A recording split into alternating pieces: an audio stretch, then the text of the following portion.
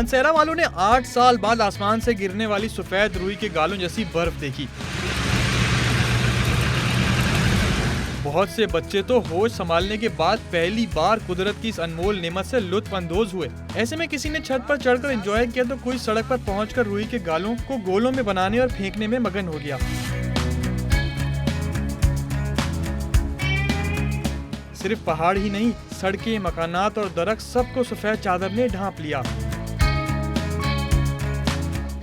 एबटाबाद वालों ने 25 साल बाद बर्फबारी का नजारा किया। गिलियात और करबो जवार के इलाकों में 5 इंच बर्फ पड़ चुकी है। सवात, शांगला और दीगर इलाकों में भी बर्फबारी का सिलसिला जारी है। गिलगित बल्तिस्तान की गलियां और पहाड़ मुकम्मल तौर पर बर्फ से ढकी हुई हैं।